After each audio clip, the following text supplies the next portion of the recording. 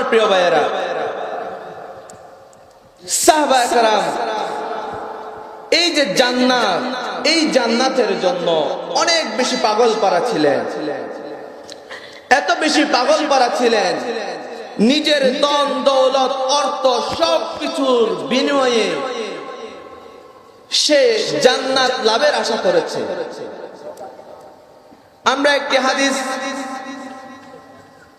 একটি হাদিস লক্ষ্য করি। মদিনায় একজন এতিম ছেলে ছিল।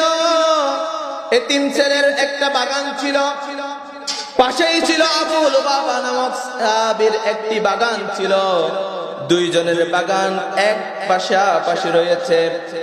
এখন এতিম ছেলে এই খেজুর বাগানের মাঝখানে একটি পার্টিশন দিবে, একটি প্রাচীর তৈরি করবে। এই জন্য আবু লুবাবাকে বলেছিলেন, ও আবু লুবাবা, তোমার খেজুরের বাগান আর আমার খেজুরের বাগান এক পাশাপাশি, মাঝখানে কোনো প্রাচীর নাই। আমি প্রাচীরটা তৈরি করতে চাচ্ছি। হয় মাঝখানে যেই খেজুর গাছটি পড়ে গিয়েছে, এই খেজুর গাছটি হয় তুমি আমাকে বিক্রি করে ফেলো, আর না হলে তুমি আমাকে দিয়ে দাও, কোন একটি করো। আবু লুবাবাকে যখন এই প্রশ্নটা আবু লুবাবাকে করলেন, আবু লুবাবাকে যখন এই প্রস্তাবটি দিলেন, আবু লুবাবা উত্তরে দিলেন, আমি তোমাকে বিক্রিও করব না, আমি তোমাকে দিয়েও দিব না। দুইজনের মধ্যে আবার দ্বন্দ্ব লেগে গেল। দ্বন্দ্ব লেগে যাওয়ার পরে এবার সুন্দর করে রাসূল সাল্লাল্লাহু আলাইহি ওয়াসাল্লামের কাছে গেলেন। ফয়সালার জন্য যখন গেলেন, রাসূল সাল্লাল্লাহু আলাইহি ওয়াসাল্লামকে বললেন, ইয়া রাসূলুল্লাহ, ইয়া হাবিবাল্লাহ, আমরা দুইজনের মাঝখানে একটি প্রাচীর দিতে চাই। দুইজনের খেজুরের বাগানের মাঝখানে একটি প্রাচীর আমি নির্মাণ করতে চাই। কিন্তু আবু লুবাবার একটি খেজুর গাছ আমার পাশে চলে আসছে। এখন আবু লুবাবাকে বললাম, হে আবু লুবাবা, হয় তুমি এই খেজুর গাছটি আমাকে বিক্রি করে দাও, আর না হলে আমাকে দিয়ে দাও। এই কথা রাসূল সাল্লাল্লাহু আলাইহি ওয়াসাল্লামকে বলার পর রাসূল সাল্লাল্লাহু আলাইহি ওয়াসাল্লাম বললেন, যে আবু লুবাবা, তুমি তার খেজুর গাছটি দিয়ে দাও, তার বিনিময়ে জান্নাতে আমি তোমার একটি খেজুর গাছের জিম্মাদার হয়ে যাব। সুবহানাল্লাহ। কিন্তু দুঃখজনক হলেও সত্য এটাই যে আবু লুবাবা কিন্তু রাজি হলো না, যে আমি দিবই না। এই কথা শোনার পর রাসূল সাল্লাল্লাহু আলাইহি ওয়াসাল্লামের পাশে ছিল একজন সাহাবী, তার নাম হচ্ছে আবু দাহদা রাদিয়াল্লাহু তাআলা আনহু। আবু দাহদা রাদিয়াল্লাহু তাআলা আনহু খুশি হয়ে গেলেন। আবু দাহদা রাদিয়াল্লাহু তাআলা আনহু বললেন, ইয়া রাসূলুল্লাহ, ইয়া হাবিবাল্লাহ, এই অফারটা কি শুধু কি আবু লুবাবার জন্য নাকি অন্য কারোর জন্য? রাসূল সাল্লাল্লাহু আলাইহি ওয়াসাল্লাম বললেন, এটি শুধু আবু লুবাবার জন্য না, এটি সকলের জন্য। কেউ আছো নাকি এই গাছটি কিনে নিবা, আর কিনে এই এতিম ছেলেকে দিয়ে দিবা?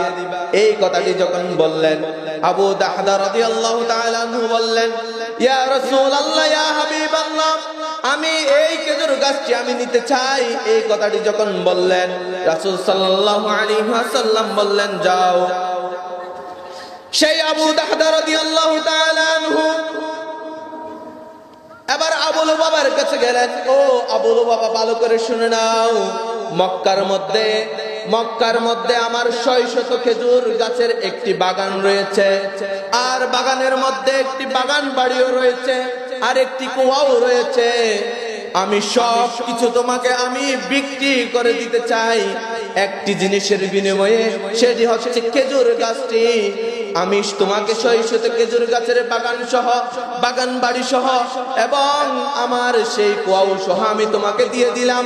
তার বিনিময়ে শুধুমাত্র আমাকে এই খেজুর গাছটি বিক্রি করে দাও। সুবহানাল্লাহ। আবু লুবাবা বললেন, তুমি কি আমার সাথে পান করতেছো? তুমি কি আমার সাথে ঠাট্টা বিদ্রূপ করতেছো? আসলেই তো, একটি খেজুর গাছের বিনিময়ে 600 খেজুর গাছ দিয়ে দিবে, বাগান বাড়িও দিয়ে দিবে, আবার একটি কুয়াও দিয়ে দিবে। আবু দাহদা বললেন, না, আমি তোমার সাথে ঠাট্টা বিদ্রূপ করতেছি না, আমি তোমাকে সত্যি সত্যি বলতেছি, আমি তোমাকে এটি বিক্রি করে দিলাম, বিনিময়ে আমাকে খেজুর গাছটি দিয়ে দাও। সে বিক্রি করে দিল, এবার খেজুর গাছটি নিয়ে নিল। খেজুর গাছটি নিয়ে এবার তিন ছেলেকে দিয়ে দিল। এবার সেই বাগানের মধ্যে গিয়ে, বাগান বাড়ির মধ্যে গিয়ে এবার আবু দাহদা রাদিয়াল্লাহু তাআলা আনহু দৌড়ে গিয়ে এবার স্ত্রীকে বললেন, প্রাণের স্ত্রী রে, বাড়িতে থাকলে বাড়ি থেকে এখনই বের হয়ে যাও। আমি বাগান বাড়ি বাগান সহ আমি সবকিছু বিক্রি করে দিয়েছি। সাথে সাথে বাড়ি থেকে বাইরে হয়ে গেলেন স্ত্রী। বাড়ি থেকে বাহির হওয়ার পর আবু দাহদা রাদিয়াল্লাহু তাআলা আনহুকে জিজ্ঞেস করলেন, ও আবু দাহদা, কি বিনিময়ে তুমি কত টাকা দিয়ে, কত দিরহাম দিয়ে তুমি এই বাগানটি আর বাগান বাড়ি সবকিছু বিক্রি করে দিয়েছ? এই কথা বলার পর আবু দাহদা রাদিয়াল্লাহু তাআলা আনহু উত্তর দিলেন, দুনিয়ার লোভে আমি এই বাগান বাড়ি, এই খেজুর গাছের বাগান সহ আমি এই কুয়া সহ আমি বিক্রি করে নাই।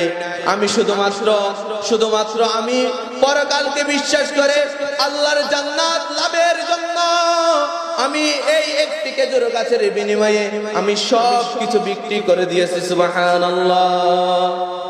জান্নাতের জন্য কেমন পাগল ছিলেন সাহাবায়ে কেরাম।